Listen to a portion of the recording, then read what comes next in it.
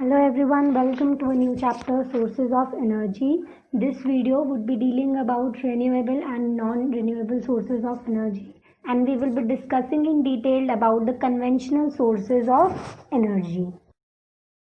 First of all, what a source of energy is, which provides an adequate amount of energy in a convenient form so that we can use it for a long period of time. Now, what is a renewable or a non-renewable source of energy? Those resources or those sources which can be used again and again and can be last for a very long time, they are called as renewable source of energy, and which cannot last means that get exhausted very easily is your non-renewable sources of energy.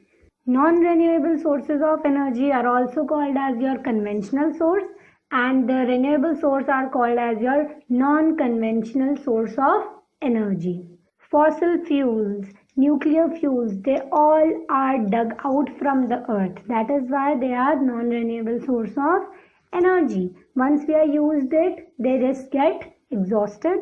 Then sources of energy like energy from the sea, solar energy, biomass energy, all this come under renewable source of energy. What if I say what a good source of energy is? So, which would do a large amount of work per unit mass or volume, which is cheap and easily available. It is easy to store and transport, safe to handle and use, and does not cause environmental pollution. That means it is eco-friendly. Now let's discuss non-conventional source of energy in detail. First of all, what do you think can be a good source of energy which provides a large amount of work, which is easy to handle, easy to store, cheap and easily available? Now, what is a fuel? It's a material which are used to burn to produce the heat energy. For example, wood, coal, kerosene. What does a calorific value means? Amount of heat that is produced by burning 1 gram of fuel completely is your calorific value, and this is asked. Its unit is kg per gram, means kilojoule per gram. Note, hydrogen gas has highest calorific value of 150 kilojoule per gram. What do you think can be a characteristic of an ideal or good fuel? It should have a high calorific value, cheap, easily available, easy to handle, should burn smoothly and other. What does ignition temperature means? It's the minimum temperature which a fuel must be heated so that it may catch fire and start burning. So this is about the characteristics. Now let's move further. Now what does fossil fuel means?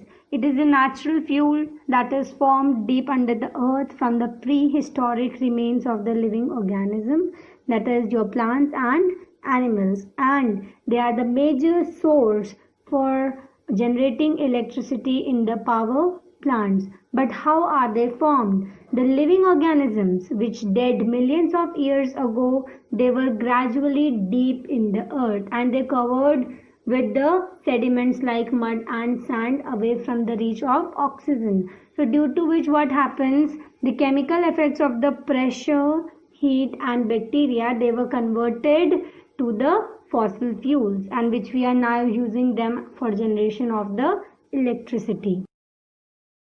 Coal, petroleum and natural gas are the fossil fuels. First, let's talk about coal. It's a complex mixture of the compounds of carbon, hydrogen and oxygen, and some free carbon, nitrogen and sulfur. A lot of heat is produced during the burning of coal, which makes it a good fuel. Now, coke is better fuel than coal. Why? Because it produces more heat than an equal mass of coal, and it does not produce smoke while burning. So we can say coke is 98% carbon. So when coal is subjected to the destructive distillation, that is by heating strongly in the absence of air, then all the volatile material is removed from the coal and then the coke is formed. Now what are the uses of coal? Its heating purposes, thermal power plants for the generation of electricity, petrol, synthetic natural gas, all these come under coal. Then we have petroleum. It's a crude oil and is a mixture of several solid, liquid, and gaseous hydrocarbons which are mixed with water, salt, and earth particles. So we have LPG, liquefied petroleum gas. But the main constituent of petroleum gas is your butane. This is also asked in 1 marks question. So LPG contains mainly of butane which has been liquefied by applying the pressure, or we can say the domestic gas cylinders like Indane contains mainly butane. What do you think can be the advantages of LPG? High calorific value, does not produce any poisonous gases, easy to handle, it's very neat. But what are the dangers of LPG? It's highly inflammable gas.